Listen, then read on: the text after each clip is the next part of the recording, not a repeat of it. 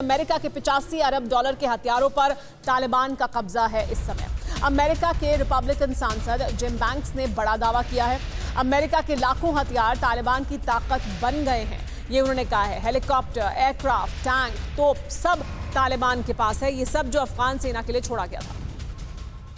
The Taliban now has access to over $85 billion worth of American military equipment. That includes 75,000 vehicles, over 200 airplanes and helicopters, over 600,000 small arms and light weapons. The Taliban now has more Black Hawk helicopters than 85% of the countries in the world. But they don't just have weapons. They also have night vision goggles, body armor, medical supplies, and unfathomable to me and so many others is that the Taliban now has biometric devices which have the fingerprints who helped us over the last 20 years. तो कितनी बढ़ गई है तालिबान की ताकत जिसका जिक्र किया जा रहा था। ये जो अपने बाइट्स न्यूज़ में आई, आपको बताते हैं कितने हथियार उनके हाथ आए हैं और किस तरह से उनकी ताकत बढ़ी है। 85 बिलियन डॉलर के हथियार, इसमें क्या क्या शामिल है ये वो भी बताते हैं। जो 85 बिलियन डॉलर के हथियार है, 208 वॉर एयरक्राफ्ट हैं।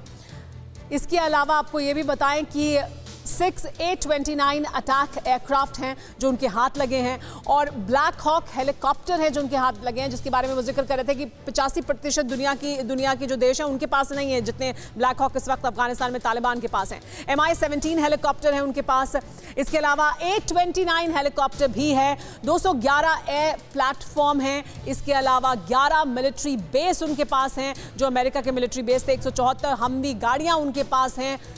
10,000 रॉकेट मिले हैं उन्हें, और इसके अलावा 775 तोप और 61,000 राउंड गोलियां उनको हाथ लग गई हैं। 9 लाख एम्यूनिशन, इसके अलावा 20 लाख यानी 7.62 mm के जो बुलेट्स हैं वो 20 लाख 7.62 mm के जो बुलेट्स हैं वो भी उनके हाथ लग गए हैं। तो ये वो हाथ से तालिबान के साथ जो निगोसिएशन है उसको बदलता है, किस तरह से तालिबान की ताकत को बढ़ाता है।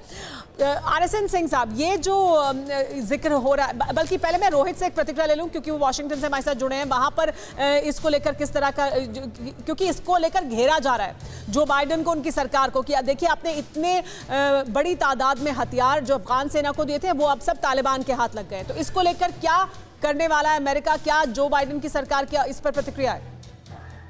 देखिए सुमेरा, बहुत कंसर्न है। इनफैक्ट एडमिनिस्ट्रेशन की, विद इन एडमिनिस्ट्रेशन बहुत बड़ा कंसर्न है ये, क्योंकि ये सारी चीजें they were not meant to get in the hand of Taliban. ये सारी चीजें अफगान फोर्सेस के लिए अमेरिका छोड़ के गया था, उनकी बकायदा ट्रेनिंग हुई थी। लेकिन you know it's really concerning, और अमेरिका ने इस अभी तक जो बाइडेन की एडमिनिस्ट्रेशन ने खुले तौर पे जो स्ट्रैटेजी है उससे तो बयान नहीं किया है, क्योंकि उनका ऑब्वियसली फोकस है कि पहले वहां से लोगों को निकाला जाए। लेकिन एक बात बार बार लोग कह रहे हैं कि इसको चलाने के लिए जो टेक्निकल एक्सपर्टीज है वो लैकिंग होगी, प्लस जो स्पेयर पार्ट्स वगैरह लगते हैं स्पेशली हेलीकॉप्टर्स को उड़ाने के लिए वो तालिबान के पास नहीं है। तो I mean you know that is one of those things जो इसे कह रहे हैं कि चलिए शायद वो इसका फायदा ना उठा पाए, लेकिन इनका एनिमी हाथ में जाना, ये टेक्नोलॉजी का चाइना के साथ स्पेशली शेयर करना, ये बहुत कंसर्निंग है जो बाइडेन के एडमिनिस्ट्रेशन के लिए। जी हाँ, कंसर्न है बड़ा। और कासवर, क्या इसमें पाकिस्तान की भूमिका हो सकती है? क्योंकि तालिबान को ये कहा जा रहा है कि उनके पास एक्सपर्टीज नहीं है, वो इसको शायद नहीं ऑपरेट भी कर सकते बहुत सारी चीज़ों को इनमें से। तो क्या फिर पाकिस्तान mदद करेगा जैसे कि वो मदद करता रहा है तालिबान की? देखें, पाकिस्तान की जो मदद तालिबान की तरफ थी वो बड़ी टेक्निकल थी। आप मत भूलें कि 96 से लेकर 2001 तक जो पाकिस्तान का रोल था वो अब वो नहीं है। ये पॉसिबिलिटी नहीं है कि जो अब इस वक्त अफगान का हाथ एयरफोर्स का जिस तरह हमारे दोस्त रोहित कह रहे थे कि इनके पास इतना 85 बिलियन US डॉलर्स का जो एमुनेशन और फ्लाइंग बर्ड इनको मिले हैं, वो पॉसिबिलिटी है नहीं कि पाकिस्तान की साइड पे हो सके। आपने याद होगा आपको कि 2 दिन पहले जो वहां पे एक प्रेस कॉन्फ्रेंस हुई थी जिसमें सोहेल शाहीन ने ये बात की थी कि हम तमाम उन दोस्तों को वेलकम करते हैं जो कि फोर्सेस के अंदर थे, अफगानिस्तान की एयरफोर्स का हिस्सा थे, तो वो वापस आए तो बेसिकली बिटवीन द लाइन यही थी कि हमारी एक्सपर्टीज नहीं है, आप आके अपने सारी चीजें संभालें। लेकिन तो मेरा ख्याल है लेकिन कासवर, क्या पाकिस्तान जिस तरह के बैक चैनल से समर्थन करता रहा है तालिबान का, वैसे करेगा? जाहिर सी बात है, खुल्ला आकर नहीं कहेगा कि हम जा रहे हैं, देखिए हम मदद करेंगे उनको की इस टेक्नोलॉजी का इस्तेमाल करने में, लेकिन पाकिस्तान उनको टेक्निकल सपोर्ट देगा या उनकी मदद करेगा, ऐसा तो हो सकता है ना, क्योंकि पाकिस्तान मदद तो करता ही है। बिल्कुल हो सकता है, लेकिन पूरी दुनिया की पाकिस्तान के ऊपर नजरें हैं, पूरी दुनिया की तालिबान के ऊपर नजर है, एक एक मूव के ऊपर नजर है, तभी मैं ये ऐसा कह रहा हूँ। बड़ी अथॉरिटी के ऊपर मैं आपको कह रहा हूँ, ऐसा पॉसिबल है ही नहीं। ठीक है, बिकॉज पाकिस्तान के ऊपर दुनिया की नजरें हैं, तो तालिबान के ऊपर भी हैं। और उनके ठीक है, तो आपके मुताबिक ऐसा पॉसिबल नहीं है। चलिए इस पर हमारे जो एक्सपर्ट्स हैं उनकी प्रतिक्रिया भी ले लेते हैं। कर्नल आर.एस.एन. सिंह, ये इतना बड़ा जखीरा जो हाथ लगा है, उसको चलाने में कौन मदद करेगा? क्या क्या तालिबान इसको इस्तेमाल कर सकता है? तालिबान ने कोई 8-10 जो पायलट्स थे, जो अफगान जो ट्रेंड पायलट्स थे जी, उनकी हत्या कर दी है उन्होंने, सिर्फ इसीलिए कि उनको एहसास हुआ कि अगर हमारी सबसे बड़ी कमज़ोरी है तो वो एयरफोर्स या एयर डायमेंशन में है, तो उन्होंने अपने ही अफ़गानियों की हत्या कर दी है।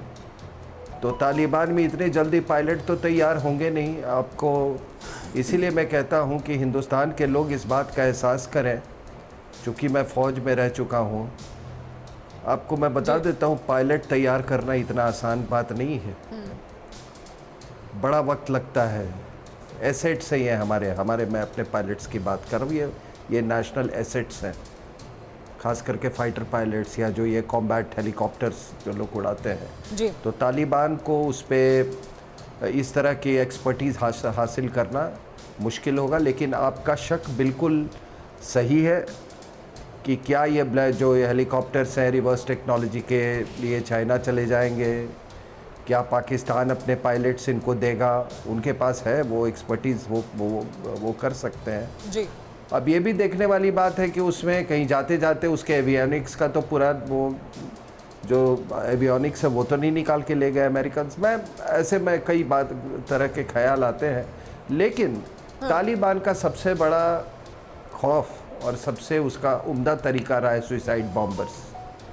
ये पूरी जो आप देख रही हैं, आप इसको अगर फतह मानती हैं तो ये फतह जो हुई है ये केवल सुसाइड बॉम्बर्स के ऊपर में हुई है, और सुसाइड बॉम्बर्स का कोई जवाब नहीं है, कोई जवाब नहीं है। आप एक मतलब उन्हें ले लें, कोई ट्रैक्टर ले लें, किसी हथियारों की जरूरत ही नहीं है, वो तो अपने जो ट्रेडिशनल तरीका है फिदाइन बॉम्बर्स का इस्तेमाल कर ही अपने मकसद को पूरा कर सकते हैं।